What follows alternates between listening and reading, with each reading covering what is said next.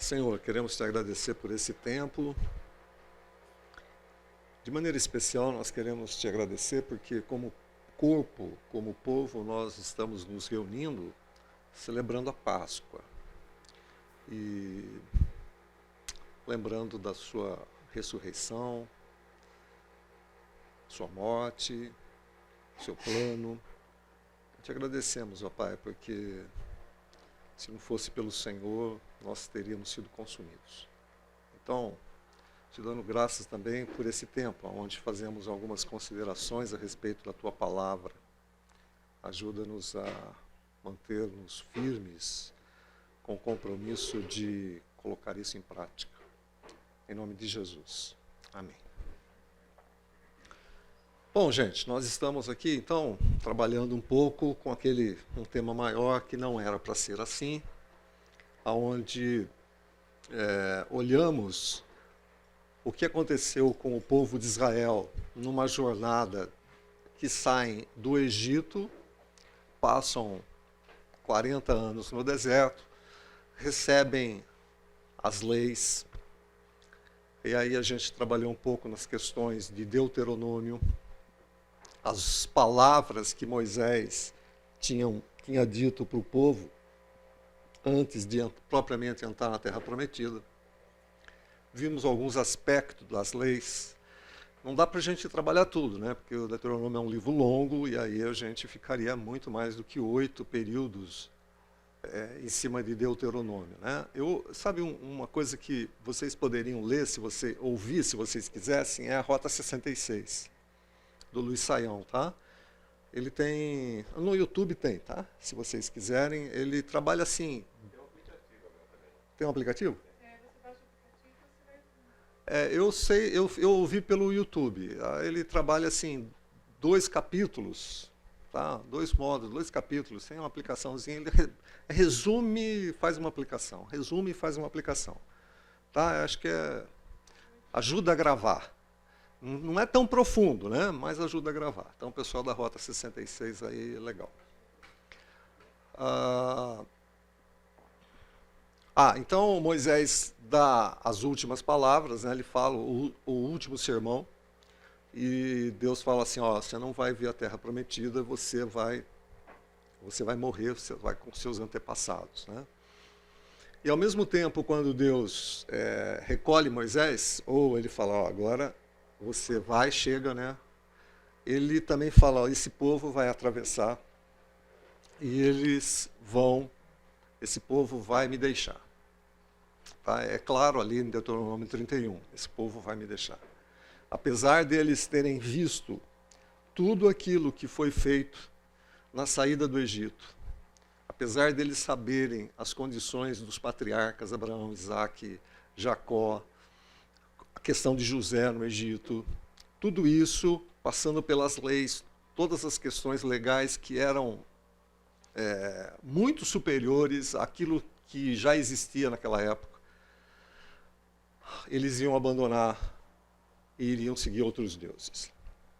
Aí a gente vê o livro de Josué, tá? Aí já é uma leitura mais fácil de ser feita, o livro de Josué, depois a gente entra no livro de Juízes. O livro de Juízes não é basicamente juiz como está no nosso conceito, né? Aquele que senta, que legisla alguma coisa. Juiz aqui, nesse caso, era um governante da época, às vezes localizado ali num determinado trecho da terra, às vezes tinha uma amplitude maior. Então era como que um governador, embora muitas vezes julgasse, tá? Mas ele não é aquela pessoa que recebia a causa, analisava a causa e dava a sentença. Não era bem assim. Normalmente, nós temos aqui 12 juízes, 6 juízes maiores, 6 juízes menores, que são convocados por Deus. Tá? Ou estão, no caso de Débora e de Samuel, estão numa posição um pouco diferenciada. Lembrando que o livro de Juízes, ele não contempla Samuel. Samuel já está sendo contemplado no livro de 1 Samuel, mas Samuel ele é considerado o último juiz e o primeiro profeta. Tá? Samuel está nesse lusco-fusco entre juízes e profetas. A questão do livro de Juízes, então, basicamente se resume nos últimos versículos do livro de Juízes, se não o último, né? Naquela época não havia rei em Israel e cada um fazia o que bem parecia. O que era certo na cabeça de cada um é o que eles faziam. Tá? Não existia rei. E é interessante porque a possível autoria de Samuel é aquele camarada que vai tá com os primeiros reis, né? Samuel está ali com... esqueci o primeiro rei, cara. Saul, tá? Com Davi. Ele está olhando, ele está escrevendo, e aqui com essa grande possibilidade de ter sido Samuel, ele está escrevendo Juízes, está falando, existe a necessidade de um rei justo. Precisa ter um rei justo. Claro que também nessas questões Israel vai falhar, tá? Com relação aos reinados. A gente vai ver alguns reis bons, mas na sua grande totalidade, principalmente no norte, reis maus. Peguei também um trecho de Juízes 17, aonde tem aquela questão da mistura de religiosidade, do sincretismo religioso. Isso foi um problema para Israel quando eles entraram na Terra Prometida. Tá? Houve um sincretismo religioso. Esse sincretismo religioso é um negócio, acho que a gente trabalhou um pouco a semana passada, é um negócio assim, delicado. Deixa eu dar um exemplo para vocês. Apesar de Juízes 17 conter esse exemplo, vocês lembram desse acontecimento aqui, lá em Números 21, de 8 e 9? Da serpente? O que aconteceu ali naquele episódio? Teve um problema ali também, né? Desobediência do povo, e Deus enviou serpentes para punir, né? E quem era picado por serpentes fazia o quê? Moisés levanta uma serpente, quem olhasse para ela, acontecia o quê? Era curado. Evidentemente, gente, que isso daqui foi o tipo da pessoa de Jesus. Tá? Quando a gente olha a serpente levantada no deserto, é o tipo da pessoa de Jesus. Mas o que aconteceu em 2 Reis, capítulo 18, versículo 4? Quem pode ler? 2 Reis, capítulo 18, versículo 4. Nós temos algumas reformas ali no livro de Reis. A semana passada eu li sobre Josias. Josias foi um dos reformadores ali. Mas Ezequias também foi um reformador. Então, no livro de 2 Reis, capítulo 18, versículo 4, a gente vê dentro da reforma do rei Ezequias uma coisa interessante. Ele tirou os altos, quebrou as estátuas, deitou abaixo os bosques, e fez em pedaços a serpente de metal que Moisés fizera, porquanto até aquele dia os filhos de Israel lhe queimavam incenso, e lhe chamaram Neutzã. Olha que coisa interessante. Aquilo que aconteceu no deserto, que era alguma coisa que levava a pessoa de Jesus, e depois de um tempo aquilo não teve mais sentido. Passou a punição, as pessoas continuaram a vida normal, mas a serpente continuou ali. O símbolo continuou ali. Isso de geração em geração levou-se ao crédito de Deus, uma divindade. E eles queimavam incenso para a serpente. Tá? Essa palavrinha que é escrita aí, Neustã, significa um pedaço de bronze. Tá? Então, eles queimavam incenso numa espécie de adoração para um pedaço de bronze. Percebem como isso é complicado na vida da nação de Israel e como isso é complicado também para a nossa vida? As coisas vão indo, e a gente, sem perceber, acaba idolatrando alguma coisa que fez sentido no passado. Que tinha um sentido próprio no passado, mas a gente acaba idolatrando. Muitas vezes isso está dentro do contexto evangélico, né? Quantas vezes a gente, às vezes, coloca algumas coisas como intocáveis, porque foi importante no passado. E a gente não consegue mexer nessa coisa no presente, porque a gente tem uma coisa que parece que ela é sacrossanta, porque estava no passado, porque era uma forma, porque era uma maneira, e hoje a gente resiste a algumas coisas. Alguém tem algum exemplo disso? Não, só estou lendo uma observação aqui. Essa serpente, 700 anos antes. Quanto durou esse negócio? Ninguém destruiu. Ninguém destruiu. Isso ficou guardado lá. Fica assim, fica guardado. Aí chega uma hora, algum iluminado, tá lá guardado, certo? Agora chega uma hora, algum iluminado. Então, tava lá, né? Tá lá, tá quieto ali, né? Um iluminado vai e começa a queimar incenso, fala para outro, outro queima incenso, e assim começa. Eu tenho um exemplo, mas tenho medo de falar porque pode ser que algum irmão que queira bater aqui depois. Não fala. Amanhã. Mas eu tava, quando eu fui fazer uma aula no seminário, e a esposa de uma senhorinha, a esposa de um pastor também idoso, foi dar uma aula lá, e ela falou que só pastor podia batizar. E eu não sou batista, né? Eu me tornei batista na minha caminhada. Então isso aí pra mim não era caro pra mim, essa história. E eu resolvi questionar ela. Eu falei, professora, eu tenho que fazer discípulos.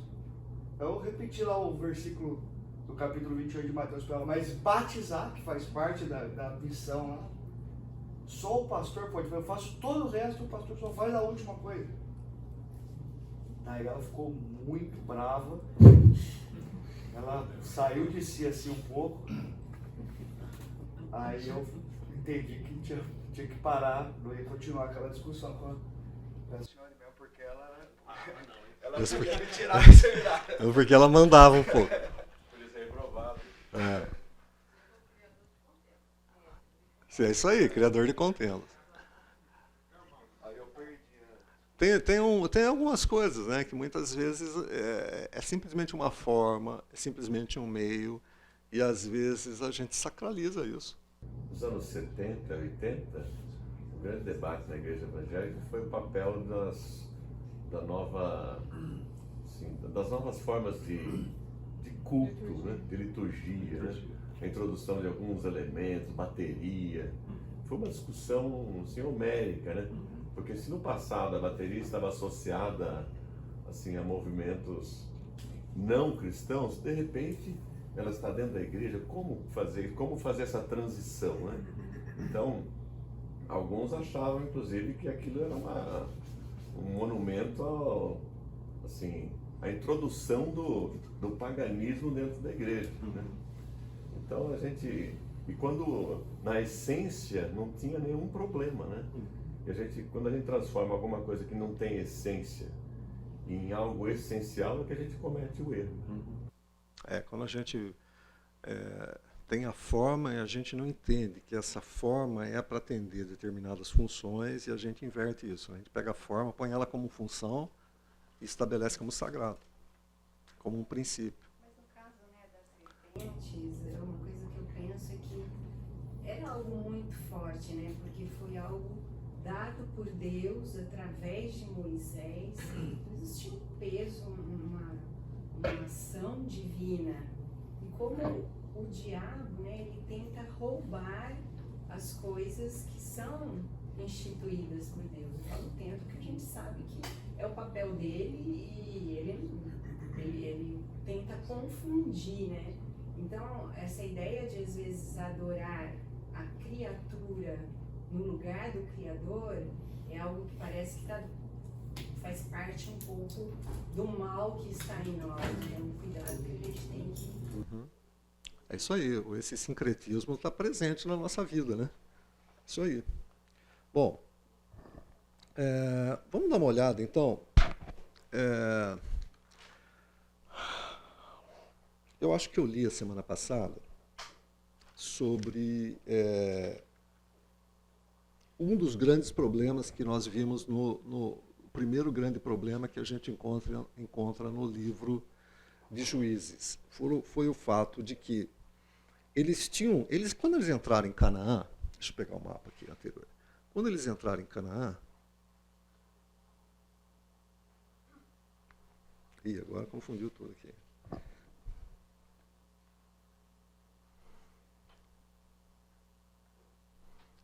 Cadê? Como é que eu acho? Aqui, vou voltar aqui, vou voltar para cima, voltar. Isso. Quando eles entraram em Canaã, Josué, com as 12 tribos, eles tinham basicamente tomado conta. Tá bom? Eles basicamente tomaram conta. Eles eram os atores principais na questão da guerra, na questão de alguém que invade toda essa região aqui e eles estão tomando conta. Então, eles estão tomando conta. Vamos pensar nos dias de hoje. Eles estão tomando conta das estradas, eles estão tomando conta dos meios de comunicação. Tá? Já é a força dominante dentro daquela região. Só que tem um negócio, Josué morre. Tá? E ele fala assim, olha, agora é o seguinte, nós somos a força dominante aqui. Agora vocês, cada tribo, tem que conquistar os outros trechos que não foram conquistados. Aí o que a gente via? Bolsões. Eles já estavam dentro de Canaã, mas a gente via ainda bolsões.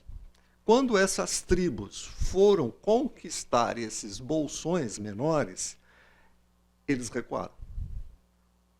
Tá? Aí a gente entra, conforme a gente viu em Juízes, capítulo 1, quem pode abrir aí, por favor? Em Juízes, capítulo 1. Ó, Judá, versículo 19.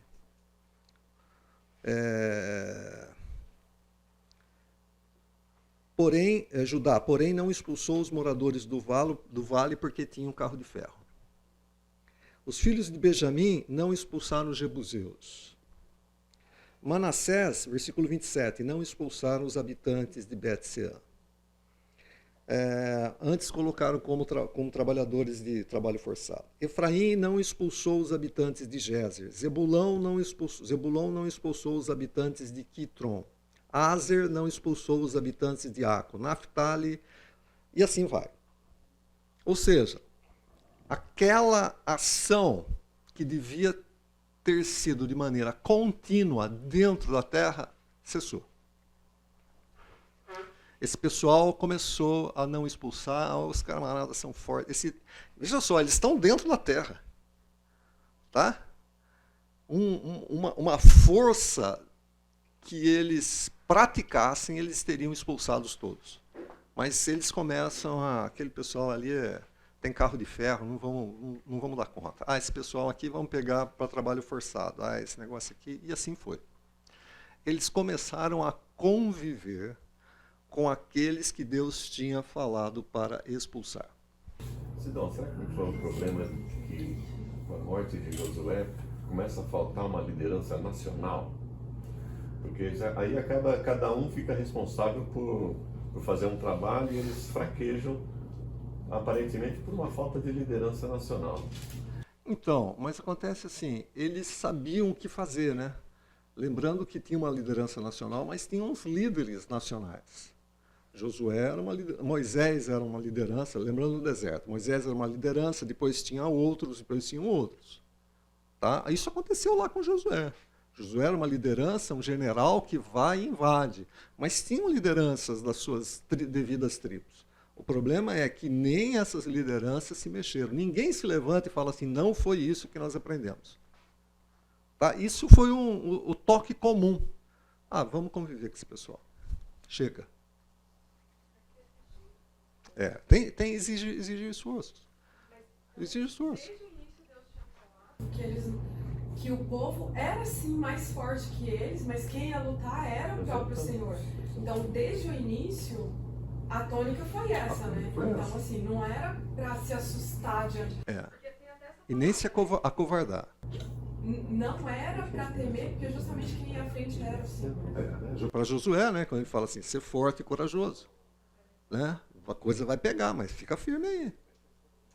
Vocês acho que tem um paralelo com a vida da gente, quando a vida do povo de Israel, a gente tem às vezes lutas, dificuldades, a gente vence várias lutas, mas não terminou nenhum pecado na nossa vida, não terminou nossa caminhada aqui na Terra, mas a gente se acomoda. Por exemplo, eu já tenho a salvação, então vou manter aqui, vou viver uma boa vida aqui, e esquece que as outras coisas que são para serem nadas, a gente acaba não mexendo. É assim mesmo, vamos nos acomodar na situação. Eu acho que teve um pouco dessa questão da acomodação. Olha, tá bom assim, sendo que Deus quer que a gente faça mais gols e não fique jogando na retranca. Então, no final das contas, acho que faltou não sei se vai de encontro à colocação do irmão, não, mas faltou a gente entender que a palavra era nosso líder. E Cristo é a palavra. Então, a gente tende a querer achar um líder nacional, ou um líder na igreja, um líder, mas a palavra é a nossa líder. Veja só, em alguns momentos a gente vê que eles perguntam para Deus o que eles têm que fazer.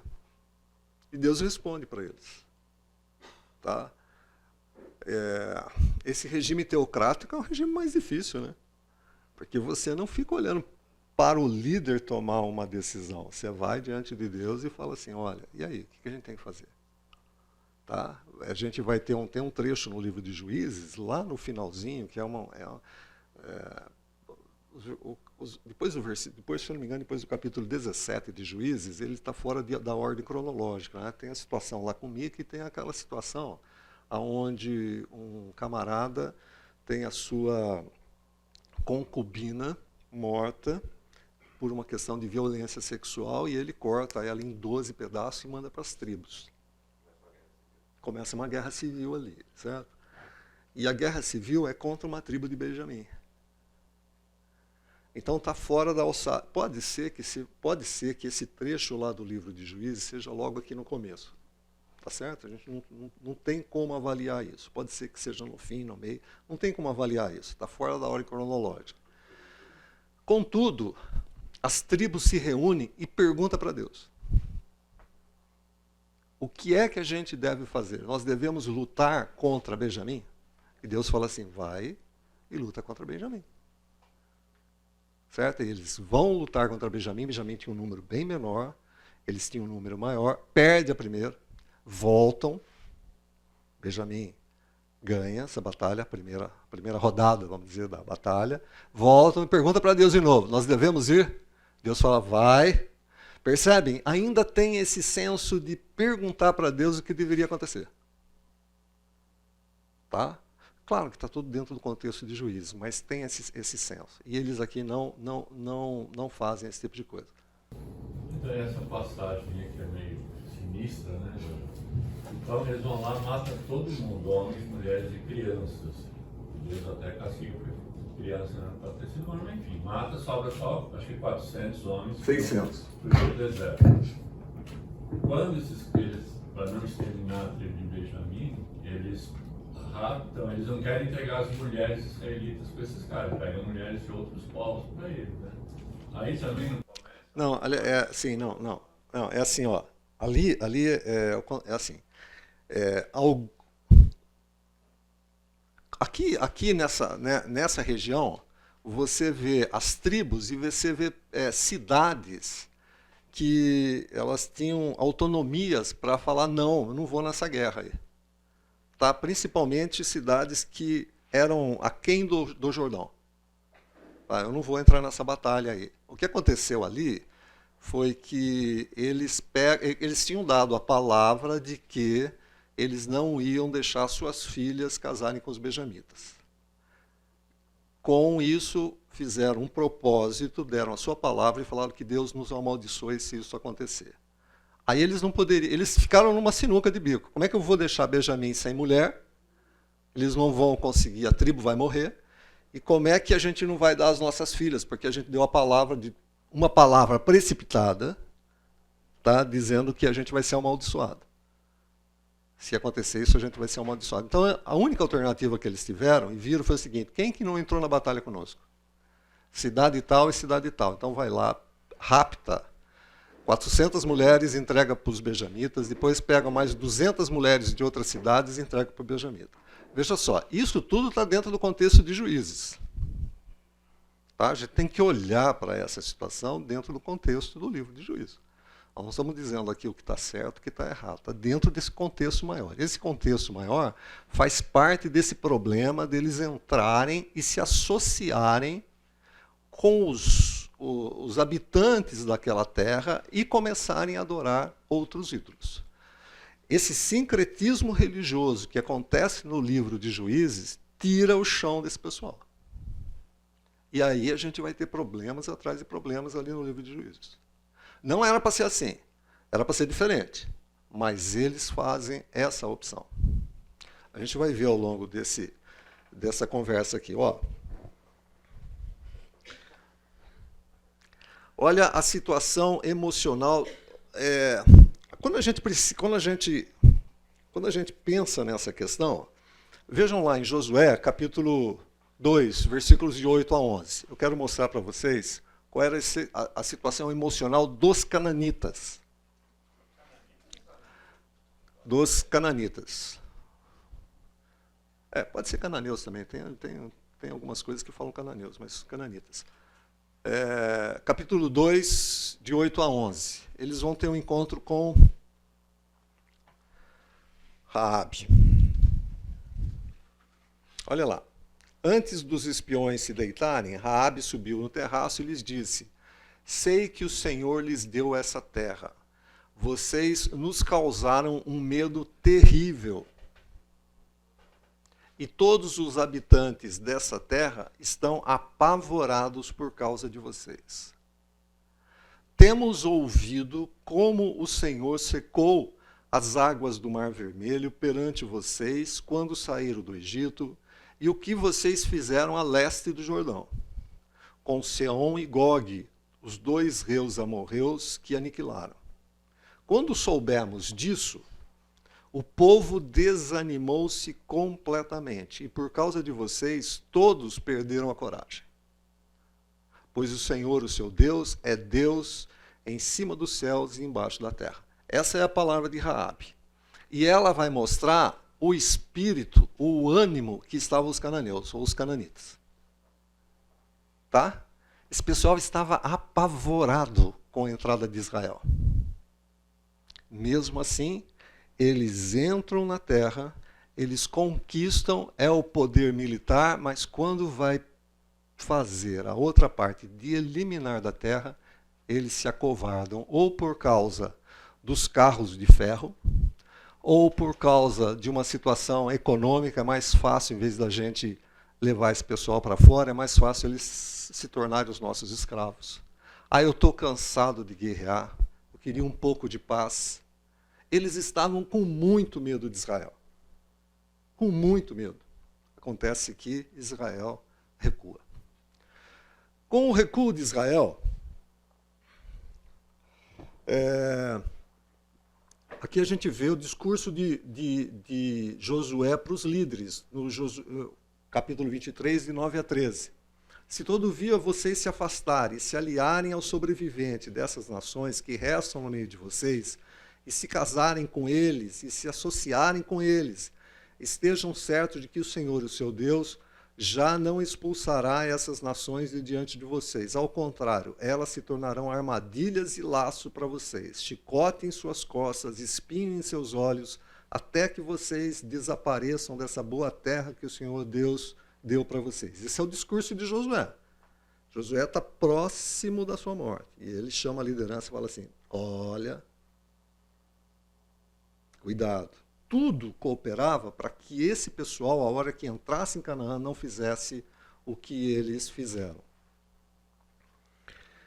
Josué também discursa para o povo, no capítulo 24, de 14 a 16, quando ele diz: agora temam o Senhor e sirvam-no com integridade e fidelidade. Joguem fora os seus deuses que os seus antepassados adoraram além do Eufrate no Egito e sirvam ao Senhor.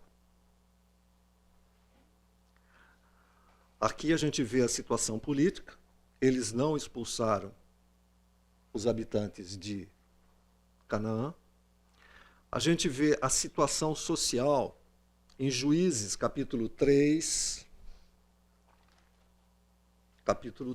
de 5 a 6. Quem pode ler? A sua Bíblia e não aqui que está no quadro.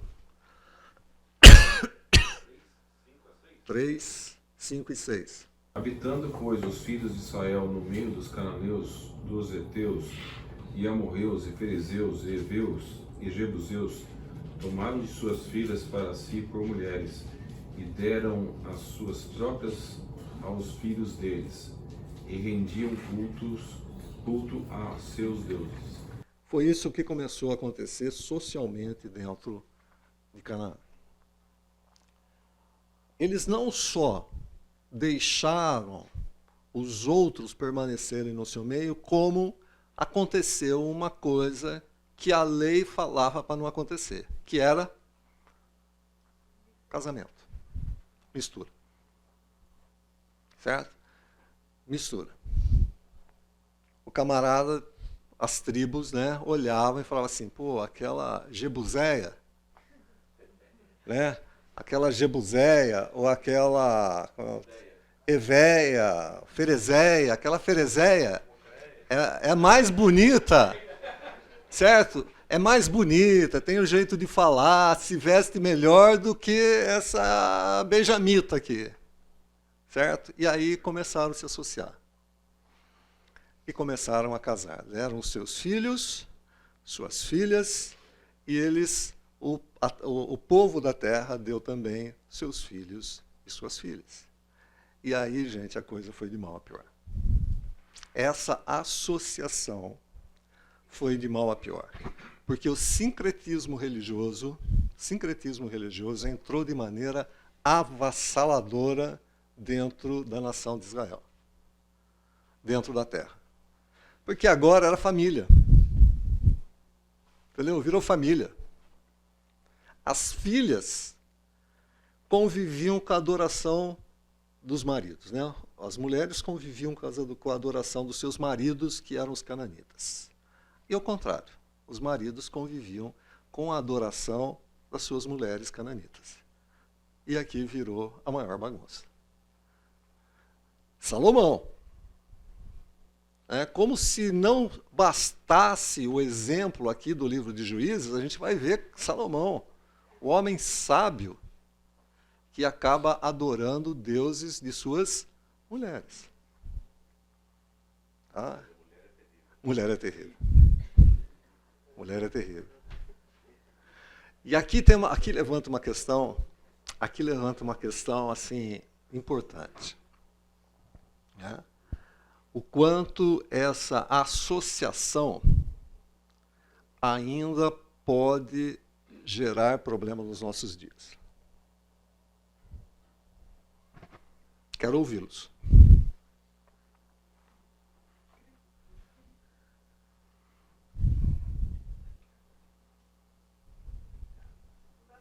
Ninguém tem coragem de falar? Ah, o jogo desigual? Isso com certeza. Só falta ser crente, né? Eu vou casar e aí evangeliza e conversa. Exatamente, só falta ser crente, é o que a gente fala. Né? Mas sempre tem um exemplo de alguém que deu certo, né? Ah, Como paradigma, né? Não é um bom exemplo. Não, pra gente, às vezes, vê exemplo que a pessoa convertida no casamento, ela tem uma relação muito maior com Deus do que o próprio cônjuge que já era. Sim. Porque ele experimenta. Novo O outro se afrontou a Deus, né? Ou seja, não dá a devida atenção à palavra, e aquele que se converteu acaba. Mas são casos. Não é pra arriscar. Tá, a Emily disse, não é pra fazer. E mais? Quem quer levantar outra questão aí? As situações que ficam claras a diferença, tudo bem, tem milhares de exemplos, eu mesmo conheço um monte. As que me assustam são Aos que o cara fez tudo certo, casou, ou a mulher, né? E aí, em algum momento da vida de casado, a outra pessoa demonstra que não é nada aquilo que foi vendido no pacote.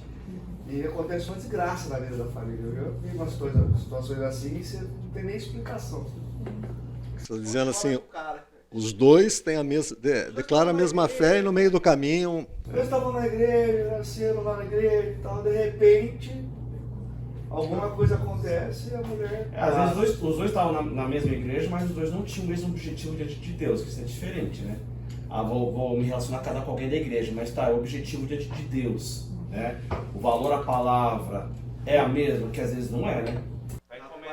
mas às vezes engana, viu, cara? Às vezes... Aí começa com um feriado, eu quero ir pra igreja, eu quero viajar. E aí desvia, né? Tem um caso lá de um amigo meu, tô até frequentando aqui agora. Cara, eu olhava o casamento dele assim, cara, que legal, puxa, muito joia, os dois, tudo. Não tinha como você falar, ela queria viajar e ele queria ir pra igreja. Os dois estavam lá, normal. Tudo certo. Um dia uma prima sonhou que ele traía ela, uma prima dela. Eita. E ela mexia com alguma coisa errada, essa prima e tal. A mulher dele escutou isso, cara, e começou a querer escutar a prima e foi pra esse lado de ocultismo e acabou o casamento. Só que 1 minuto antes era impossível. Eu entendo ele não tem como ele ter descoberto que aconteceu uma coisa dessa na vida dele, entendeu? Tem coisas que não dá pra gente prever, né, gente? Sem falar no filho. Eu estava aconselhando, eu estava fazendo estudo com um casal e eles depois vieram conversar comigo sobre a questão, um era de uma igreja evangélica, presbiteriana, e o outro era católico. Os dois convertidos, tá? E estavam pretendiam se casar. Eu falei, legal, ok. E depois, vocês já pensaram nisso? Eu fui assim, cutucando, né? E aí, vocês já pensaram como é que vão fazer depois do casamento e tal? E aí, onde você vai educar seus filhos? Você vai no meio evangélico ou vai na igreja presbiteriana? Na igreja católica? A gente não tinha pensado nisso. Então, não é melhor pensar antes, porque... Ou vocês não querem ter filhos? Não, a gente quer ter filhos. Então é melhor pensar antes, né? Porque você, católico, pode ir numa igreja evangélica, mas dificilmente o cara que é evangélico, ou a pessoa que é evangélica, a mulher, vai numa igreja católica. Esse negócio vai ficar, né? Na hora de batizar os filhos, na hora da escola bíblica, como é que vai fazer esse negócio aí? A gente não tinha pensado, tá. E o casamento, como é que vai ser a celebração desse negócio e tal? Vai ser padre, vai ser pastor? A gente não tinha pensado, assim, cara, como é que vai funcionar isso, entendeu? Eu não estou aqui, eu estou querendo que vocês pensem nessa questão, por quê? Os dois são cristãos, tá? Mas vivem em formas diferentes, vivem com crenças diferentes. E como é que vocês vão trabalhar com essas questões? Né? Um é batista, outro é presbiteriano. Tá bom, então... mas, cara, você pensa diferente. Certo? Teve um caso que o cara é cristão espírita. A outra é cristã, católica. Gente, como é que... E agora? Que daí? Tá legal. O que vai acontecer depois? Tem determinadas coisas que precisam ser pensadas. Israel caiu no problema de não imaginar, não pensar nas consequências que iam ter, porque eles desobedeceram a lei. A gente pode fazer um paralelo com Gênesis 6:1 também, quando a gente pega aqui a corrupção da humanidade, quando os homens começam também a se misturar com outras mulheres. Gênesis 6:1, quando os filhos de Deus se misturaram com os filhos dos homens. Tá. Aquele trecho ali, primeiro que ele não está falando de anjos, né? Eu não creio que esteja falando de anjos. Eu creio que eles estejam falando dos filhos que surgiu, dos filhos de Caim com os filhos de Sete. Tá certo? Houve um tempo que essa mistura deu problema, pode sim. Pode ser problema, sim. Não, ali tinha uma geração, tinha um grupo que descendia de Caim e que nitidamente não adoravam a Deus. E tinha um grupo que descendia de Sete e que adoravam a Deus, tinham conhecimento, e eles se misturam ali. O que vai acontecer? Problema. E como é que vai solucionar esse problema? Dilúvio. Noé. Vamos continuar um pouco mais depois lá. Eu quero falar um pouco mais sobre essa questão de julgo desigual. Esse problema que a gente encontra no livro de Juízes deve trazer à nossa memória algumas questões para os dias de hoje, tá? Os pais, o que a gente vê assim, aquela questão de ensinar os seus filhos, quando você se senta, quando você anda, quando você, sabe, que está lá em Deuteronômio capítulo 6, parece que ao longo do livro de Juízes não foi praticado. Tá? As novas gerações, eles acabaram se envolvendo com as questões dessa associação mista. Voltando à questão, nós temos isso dentro da nossa comunidade, estou falando comunidade cristã de uma maneira geral, e nós temos que tomar muito cuidado com relação a isso. Às vezes, gente, a gente acaba colocando determinadas coisas sem ter a perspectiva maior do que a Bíblia fala realmente. Tá bom? Por exemplo, o texto que diz, não vos coloqueis em julgo desigual, está lá em 2 Coríntios capítulo 6.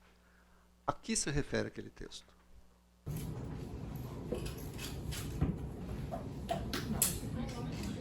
Mas usado para casamento, né? Pode ser para negócios civis. Abra lá, por favor. Negócios civis também. Segunda cor. 2 Coríntios capítulo 6.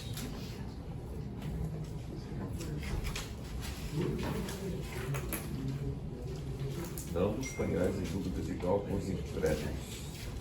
Porquanto que sociedade pode haver entre a justiça e a iniquidade? Ou que comunhão da luz com as trevas? 15. Que harmonia entre Cristo e o maligno? Ou que união do crente com o incrédulo? 16. Que ligação há entre o santuário de Deus e os ídolos? Porque nós somos santuário de Deus, do Deus vivente, como ele disse: habitarei e andarei entre eles e serei o seu Deus, e eles serão o meu povo. Por isso, retirai-vos do meio deles, separai-vos, diz o Senhor, não toqueis em coisas impuras, e eu vos receberei. Serei vosso Pai, e vós sereis para mim filhos e filhas, diz o Senhor Todo-Poderoso. Bom, Paulo está pegando um texto lá do Antigo Testamento e está aplicando aqui. Está pegando um texto lá de Êxodo e aplicando aqui. Tá? Agora, gente, do que fala 1 e 2 Coríntios? Esse trecho especificamente. Por que Paulo citou ele aí? Nós precisamos entender esse contexto.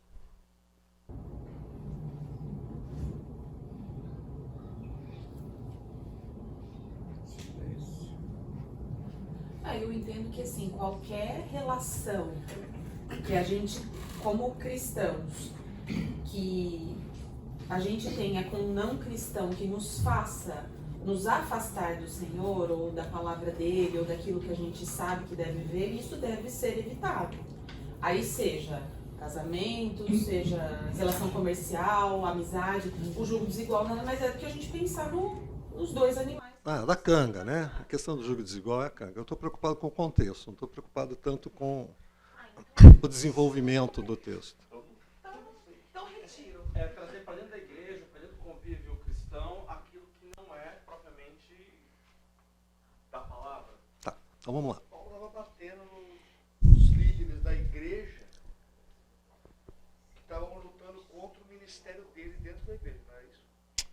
Vamos lá. O que estava acontecendo ali em 2 Coríntios? A gente tem que entender o que está acontecendo para não tirar o texto fora do contexto. Tá legal? Depois a gente vai buscar um outro texto que a gente trabalhe com isso. O que estava acontecendo ali é que está se levantando falsos líderes, que está vindo da Judéia, e está alegando que o ministério de Paulo não é verdadeiro. Tem falhas no ministério de Paulo. 2 Coríntios é um livro que precisa ser lido com muito cuidado, porque é um livro assim que de vez em quando você se perde. Tá? O que está acontecendo é que o pessoal vinha e falava assim, olha, Paulo, ele escreve de maneira pesada, forte, mas quando ele está pessoalmente, ele é meia boca. A presença de Paulo é meia boca. Olha tudo que está acontecendo com Paulo. Você acha que ele é enviado de Deus com todas essas coisas que estão acontecendo com ele? Então, está tendo um problema ali que pessoas estavam, falsos mestres, falsos apóstolos, pseudos apóstolos, estão entrando na igreja de Coríntios e estão falando que Paulo não tinha autoridade que ele reivindicava. Que, na realidade, Paulo não era tudo aquilo. E que eles precisavam olhar para uma nova liderança, para essa liderança que está surgindo. Essa é a tônica da 2ª carta de Paulo. Tá? Ele escreve, aqui nós temos 3 cartas aos Coríntios, uma não aparece aqui. Então ele escreve, depois ele escreve e vai escrever novamente. Gente, o que aquela igreja estava fazendo? Eles estavam dando ouvidos, estavam recebendo esses falsos apóstolos como líderes verdadeiros. Aí entra 2 Coríntios, capítulo 6. O que ele diz? Leiam de novo aí. Não ponhas em julgo desigual com os incrédulos, porquanto que sociedade pode haver entre a justiça e a iniquidade. Ele está dizendo para aquela igreja, vocês estão se colocando em julgo desigual com esses camaradas aqui e eles são incrédulos. Vocês não podem ter nada com esse pessoal. Esse pessoal está entrando de maneira sorrateira dentro da igreja para perverter a doutrina apostólica. O texto de 2 Coríntios, capítulo 6, ele não está relacionado com o casamento. O texto de 2 Coríntios, capítulo 6, está relacionado com aquele pessoal que está entrando dentro da igreja e provocando divisão. E Paulo fala, não pode se associar com eles. Se vocês receberem essas pessoas dentro da casa de vocês, vocês estão se associando com eles. Não façam isso. Ok? Entenderam? O texto e o contexto. Nós precisamos saber do contexto. Mas espera um pouquinho. Cai por terra tudo isso que a gente estava falando? Não, espera aí. Vamos para 1 Coríntios.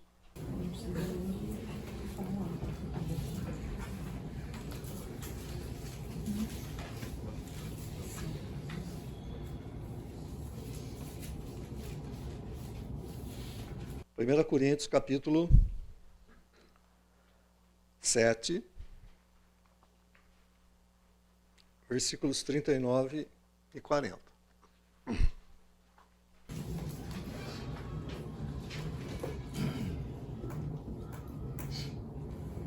A mulher está ligada enquanto vive o marido. Contudo, se falecer o marido, fica livre para casar com quem quiser, mas somente no Senhor. Todavia, será mais feliz se permanecer viúva, segundo a minha opinião. E penso que também eu tenho o Espírito de Deus. Paulo está tratando em 1 Coríntios a respeito de casamento. 1 Coríntios 7, ele está tratando a respeito de casamento. Aí ele vai falar assim, o negócio é o seguinte, ficar sem casar é melhor do que casado, porque senão você vai ficar com a mente dividida. Dentro desse contexto que Paulo está tratando. Por quê? Porque você vai servir a Deus, mas você tem que servir a sua casa. É isso que Paulo está falando aqui. Certo? Ele não está recriminando o casamento. Mesmo porque dentro de toda a primeira carta aos Coríntios, no capítulo 7, ele não está recriminando quem casa. Ele está dizendo, olha, para mim, é melhor não casar. Por quê? Porque eu não tenho mente dividida. Eu vou ficar focado no quê? No Evangelho. Eu vou fazer só isso. Eu não vou ficar dividido com a minha família, não vou precisar gastar tempo com a minha família. Não vou ficar preocupado com a minha família. Eu vou ficar... Por quê? Casamento dá trabalho. Você tem que cuidar do seu marido tem que cuidar de você tem que cuidar dos seus filhos, você tem preocupação com o trabalho. Tem um monte de situações que o casamento requer de você e não deixa que você esteja com o seu foco, com a sua mente única e exclusivamente dentro do Evangelho. É isso que Paulo está falando no capítulo 7. Depois ele vai tratar de questões das viúvas. Depois ele vai tratar de questões do relacionamento aqui. A mulher está ligada ao marido enquanto ele viver. Vai trabalhar na questão do divórcio. As viúvas, que se casem novamente, mas com uma condição. Que seja no Senhor. Qual que é a condição? Espera um pouquinho, já te dou a palavra. Não, estou te vendo. Vocês têm vaga, vai. Peraí, tá cheio de vaga aí já. Quando entra na questão do casamento, do novo casamento, Paulo assim, desde que seja no Senhor. O que ele quer dizer com isso? Comungue com a mesma fé, que tenha a mesma fé. Tá bom? Entenderam o que eu estou falando ou não? Ficou claro para vocês? Tá? Então, muitas vezes, a gente entra nessa questão do jugo desigual e a gente joga isso dentro da mesma frigideira. Tudo bem, se você optar por essa questão, mas lembre-se que 1 Coríntios não está falando de casamento. Desculpa, 2 Coríntios não está falando de casamento. 2 Coríntios está falando de um contexto específico da igreja naquele momento lá. Dá para usar para casamento. Dá para usar para casamento, mas tomando os devidos cuidados, lembrando que o contexto da passagem não é casamento. O contexto da passagem de casamento é 1 Coríntios 7. Quando ele fala assim, olha, case, mas case no Senhor. Melhor não casar. Fala, meu amigo aposentado. Tá bom, chega. Assim, não, só duas observações. Culturalmente também, eu tive um amigo japonês que, na minha adolescência e juventude, somos amigos até hoje, e a orientação dos pais que eram japoneses é para que ele não casassem com brasileiras. Ele acabou casando com uma descendente japonesa, porque o pai dele alegava isso. Culturalmente, o casamento seria difícil, porque são costumes diferentes. Tá? Só uma observação. E quanto à questão do Paulo de não casar, será que é daí que os padres e freiras casam por causa baseada nesse? Olha, entre outras, sim. É focar no ministério. Não, só Mas a determinação foi por questões financeiras. Não, eu falei assim, entre outras. porque na Idade Média você não casava para ter que dividir as terras, Isso. era muito rica e tal. Entre outras, sim. Existem grandes questionamentos a respeito disso dentro da igreja, tá? Mas, entre outras, sim. Pensei que viesse uma pergunta complicada. Aposentado é fogo, né, cara? Aposentado... Se a gente pegar ali também os levitas também, quando fala que eles tinham a função de segurar os profetas, orientadores, tudo, né? A liderança. Eles também não tinham terra, não recebiam nem recebiam herança, né? Ali também fala ali também. Uhum. Eles iam servir. O foco daquela tribo era servir. Era servir. Era servir. Então eles não teriam propriedades, não teriam nada, mas eles seriam servidos também por outros, né? Na comunidade. Né? Ok. Então vamos voltar aqui, lembrando que Ele fala o seguinte, que assim, para mim ficou bem claro uma coisa que às vezes não é muito clara, é que esse jugo desigual não é só para casamento. E às vezes a gente só pensa nisso, e depois o resto da nossa vida, o contexto da nossa vida, a gente deixa assim. Veja só, a aplicação do que Paulo faz, quando ele fala assim, porque Deus disse isso, está lá na lei. Né? Olha, não se mistura. Deus diz isso lá. Esse é um problema, porque... Então... Isso. Essa questão de sociedade, ela é complicada. Tá? A gente, quando vai fazer uma sociedade com pessoas que não confessam a mesma fé que você confessa, você tem que tomar muito cuidado. Por quê? Porque isso tem que ficar muito claro. Se você... Você quer ver? Ó, você tem uma empresa que está com capital aberto no mercado. Você vai lá e compra as ações. Pecou? Então, né? Não. Mas você compactua com tudo que... É isso que tem que... Mas é pecado? Não, Mas assim, é pecado ou não? Pois é, já. Então, toma cuidado. Agora, eu me associo... Então, mas, por exemplo, você conhece já uma linha que a empresa defende. Ah, bom. Que aí já defende Ok. coisas. Pronto. Aí você tem que conhecer. Por exemplo. Um exemplo. Você pega um exemplo aí para fazer cigarro. Tá certo. Antigamente, pastor formado ganhava um charuto. Spurgeon. Ó. Agora, eu sou sócio de um camarada que ele não professa a mesma fé. Certo? E eu sei que esse camarada vai não querer pagar imposto, esse camarada vai tentar manipular de todas as formas para ganhar, tal. Está mais clara essa situação de que eu não devo me associar? Não está mais claro isso? Agora, eu também... Você pode estar numa determinada sociedade, e eu não estou falando para você largar essa sociedade, eu estou dizendo, olha, você tem que se posicionar dentro dessa sociedade de maneira tal que os princípios bíblicos prevaleçam. Aí, se não prevalecer, meu amigo, se não prevalecer, você tem que tomar algumas decisões. Certo? Por quê? Porque é esse negócio de você fazer parte da decisão. Né? Quando você faz parte da decisão... Quando não é uma coisa muito grande, que você nem sabe o que está acontecendo lá, você não sabe. Mas e quando você sabe? Cidão. Paulo. A questão, a gente, os dois contextos são para a igreja. O julgo desigual era para que a igreja, de uma certa forma, ela tivesse saúde. Né? Não ter o julgo desigual no contexto de eclesiástico. A gente pode extrapolar para fora, não tenho dúvida nenhuma disso. Só que ele tem que lembrar que Jesus falou assim, olha, não os peço que os tire do mundo, mas que os livre do mundo. Né? Nós temos que ser sal e luz onde nós estamos. Né?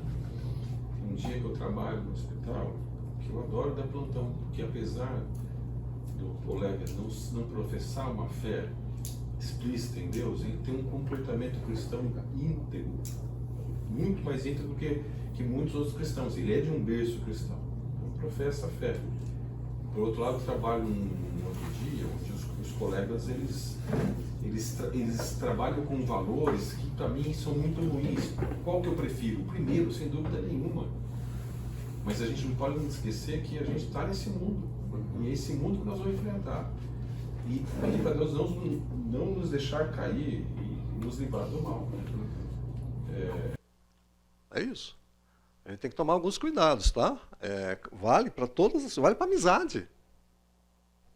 Também vale para amizade. Determinadas amizades, você tem que falar para o seu filho, não. Não é? Ah, mas eu sou muito amigo de fulano de tal. Aí você conhece fulano de tal. O que você fala com o seu filho?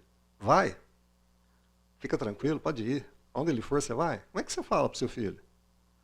E determinados momentos que você tem que chegar para o seu filho e falar, escuta, não quero mais que você saia com tal pessoa. Ué, por quê? Porque você está vendo determinadas coisas na vida dessa pessoa e o seu filho ou filha está convivendo com aquelas pessoas e você sabe o perigo que seus filhos estão correndo no convívio com aquelas pessoas. Você, com autoridade paterna, fala não.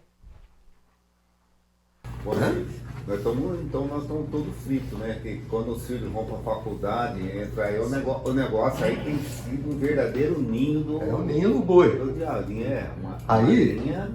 Aí não é fácil, né? Porque aí eles ganharam uma certa maturidade, né? Aí eles estão numa certa maturidade, você já deve ter falado muita coisa, já deve ter... E aí eles têm que andar pelas próprias pernas, entendeu? E você tem que estar próximo disso. Mas, gente, serve para muita coisa mesmo, mas com as devidas cautelas e sempre pautado nas Escrituras. Ok. Você ia falar, André? Desculpa. Não, eu ia falar que esse texto tem mais a ver com quebra de igreja, por exemplo. Tem um pastor lá e o pastor número 2. Aí o pastor número 2 começa a movimentar para dividir a igreja. Me parece que a aplicação de 2 Coríntios tem mais a ver com esse tipo de situação do que... Também tem. Também tem, como vai recebendo aí, né? É interessante aqui Rapaz, espera um pouquinho, que a Bíblia bateu aqui. Tem a situação espiritual deles. Vejam lá em Juízes, estou em 2 Coríntios, Juízes capítulo 2.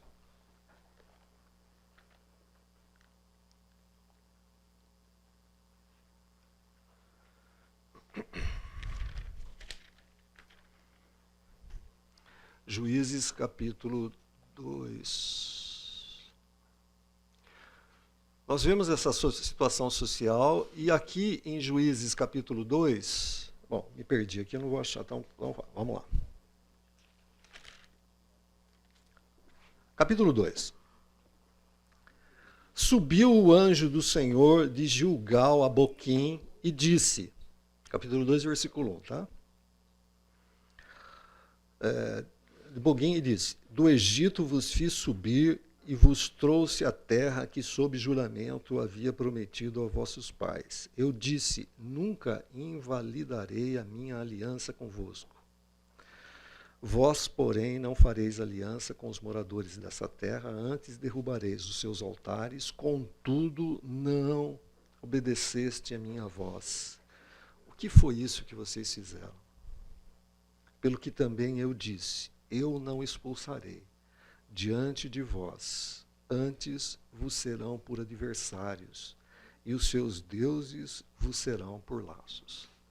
Tem uma coisa interessante, é o fato... Veja, olha o texto como ele é legal. Lê de novo, alguém lê de novo capítulo 2, verso 1. Subiu o anjo do Senhor de Gilgal a Boquim e disse, do Egito vos fiz subir e vos trouxe a terra que, sob juramento, havia prometido a vossos pais. Onde estava o anjo? Em Gilgal.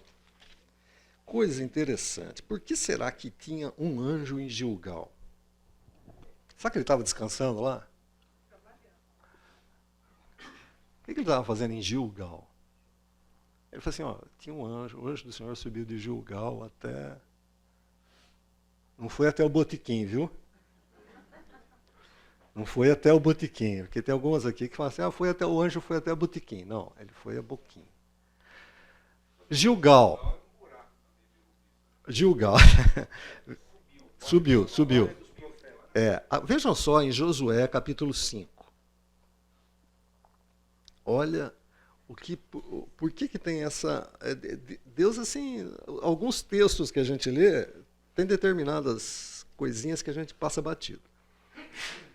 Josué capítulo 5, a partir do versículo 10.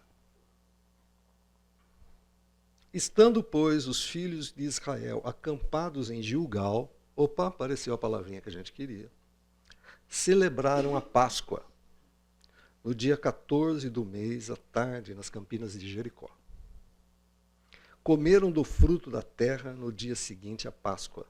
Pães asmos e grãos tostados comeram nesse mesmo dia. No dia imediato, depois que comeram do produto da terra, cessou o maná. E não o tiveram mais os filhos de Israel, mas esse ano comeram as novidades da terra de Canaã. Estando Josué ao pé de Jericó, levantou-se os olhos e olhou. Eis que se achavam de pé diante dele um homem que trazia na mão uma espada nua. Chegou-se Josué a ele e disse-lhe, és tu dos nossos ou dos nossos adversários? Respondeu ele, não. sou príncipe dos exércitos, do exército do Senhor, e acabo de chegar. Então Josué se prostrou sobre o seu rosto em terra e adorou. E disse-lhe: que diz meu senhor ao seu servo? Respondeu o príncipe do exército do Senhor a Josué: descalça a sandália dos teus pés, porque o lugar em que estás é santo. E fez Josué assim. Perceberam a importância de Gilgal? Não é que o anjo do Senhor estava sentado em Gilgal esperando acontecer alguma coisa. O anjo, Gilgal, simplesmente é uma referência de momentos importantes que esse povo teve antes de entrar na terra. Ali eles celebraram a Páscoa. Ali parou o maná, que acompanhou aquele pessoal no deserto. Ali se cumpriu a promessa. A hora que entrou na terra, tá? Que eles atravessaram o Jordão, parou o maná. Eles comeram dos frutos da terra. Ali foram abençoados.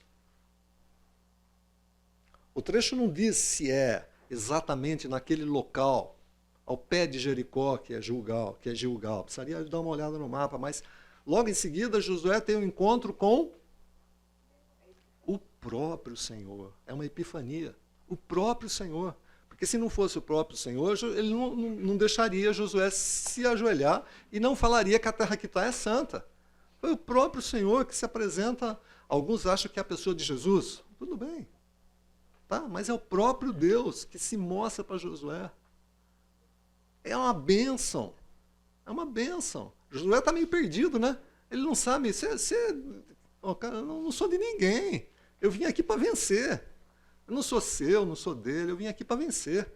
E tem mais. Tira a sandália do seu pé porque você está pisando em terra santa. Cara, com Deus não tem papo, né? Não tem quem é, quem não é, o que vai acontecer. Sou eu aqui, cara. Ponto final. E acontece lá em Juízes capítulo 2 que diz assim: subiu o anjo do Senhor de Gilgal até Boquim e falou o quê? O que vocês fizeram?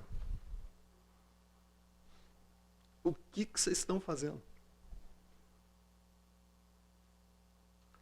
Eles saíram de um lugar abençoado, né?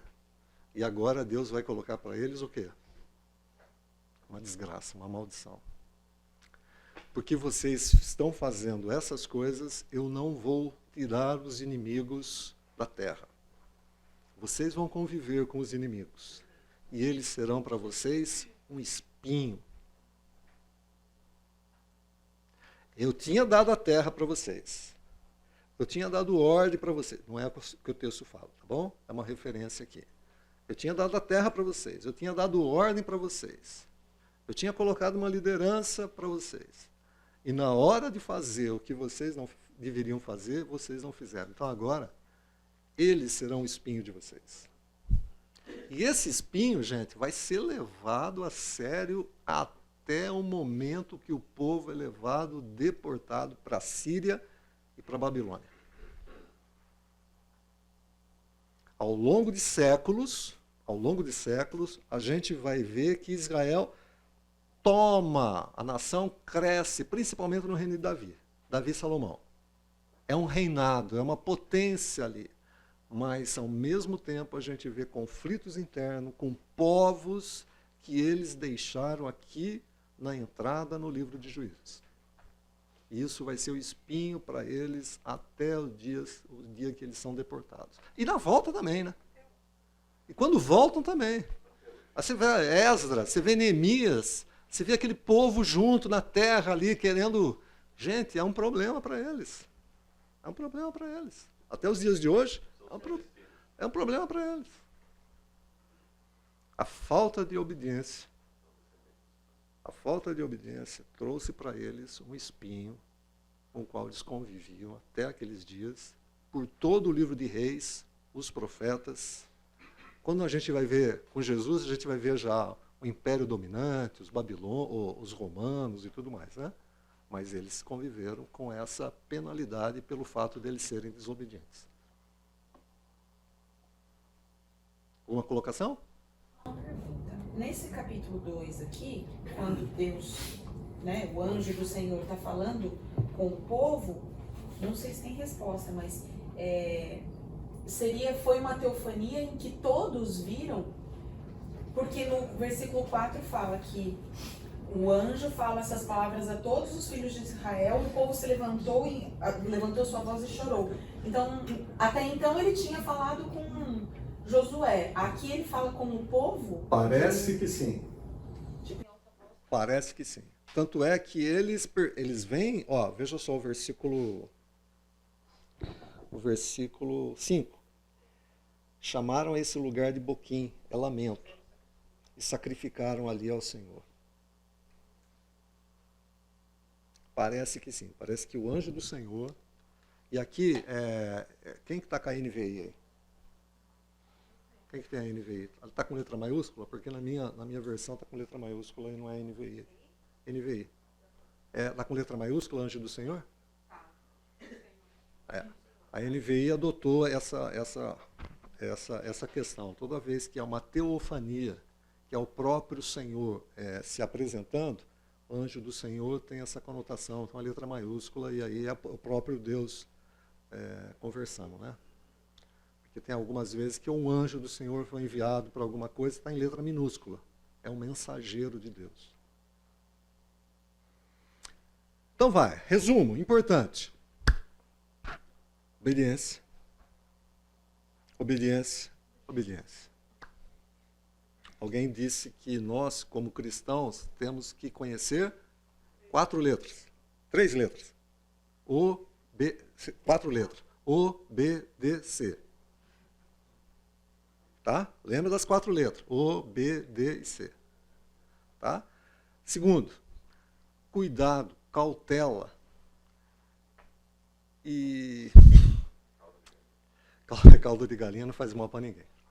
Verdade, é verdade. Gente, cuidado com essas coisas de associação com incrédulos. Cuidado. Ainda mais as sutilezas, né? Ainda mais as sutilezas. Naquela época era visível, era israelita de um lado, adoradores de ídolos de outro, e essa associação indevida. Nos nossos dias é muito mais sutil. Ainda mais quando você vai pela nomenclatura, né? Não, mas vamos associar com crente, tá tudo bem. Às vezes é pior se associar com crente. Às vezes é. Então, toma cuidado. A gente precisa tomar muito cuidado com essas questões. E quando é família também. Quando é família? É meu primo. É meu cunhado. Cunhado. Então, eu não já estava avisado. Cunhado, então, né? Eu cunhado. Putz, que vai dar nó esse troço aqui, né? Tá? Então, cuidado. A Bíblia nos exorta, a palavra de Deus nos exorta, o livro de Juízes nos exorta. Paulo lá exorta a gente, olha o que Deus falou. Cara, toma cuidado, cuidado.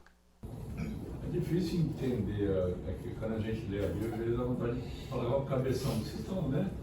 Em Salomão, deixou o reino redondinho, maior potência econômica e militar da época, tudo. Aí o Roboão vai lá e muda tudo, não obedece, né? É só seguir, só o que o cara tem que mudar, né? Tá tudo certo. Difícil, né? Porque, gente, assim, a nossa preocupação, muitos daqui eu percebo que tem uma caminhada já bem solidificada, né? Já tem a sua vida formada em termos de família. Eu penso nos filhos, nessa geração que está vindo aí. Né? Se hoje, embora a gente esteja com essa vida já formatada, a gente é bombardeado. Imagina essa geração que está vindo aí com toda a tecnologia, com tudo que eles podem ter acesso.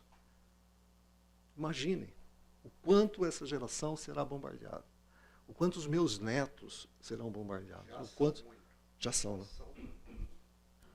Porque nós temos nomes na mídia cristã e evangélica, né, de sucesso, de fama, com toda uma oratória, mas você vê que realmente leva a uma direção contrária. Então, pensando, nossa, eu estou acompanhando um cara que quando você vai ver... Paulo vai falar, não pegamos o texto, a gente podia falar outra hora. Paulo fala assim, olha, se vocês não pudessem fazer esse tipo de coisa, teria que tirar vocês do mundo.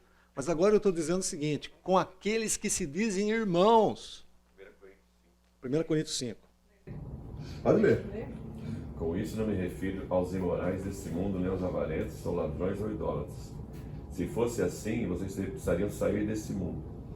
Mas agora estou escrevendo que não deve se associar com qualquer um que, dizendo-se irmão, seja imoral, avarento, idólatra, caluniador, alcoólatra ou ladrão. Com essas pessoas, nem comer. Nem comer. Tá? Aquele que se diz irmão e tem atitude ou atitudes iguais àqueles que não são convertidos, nem coma. É o que Paulo está falando. Quanto mais se associar. Entendeu? Não dá para comer. Não, fica longe, fica longe. Quem fala que é irmão e tem atitudes iguais àqueles que não são do Senhor, se afasta. Então é sutil. Por quê? Porque o meio evangélico é um caldeirão. O meio evangélico é um caldeirão, tem de tudo, gente. Se passar a concha assim, vai sair um monte de coisa. Tem, sim. Tem sim. Tem grupos de música, louvor, pregação, pastor. Gente, toma cuidado. Sejam criteriosos, criteriosos.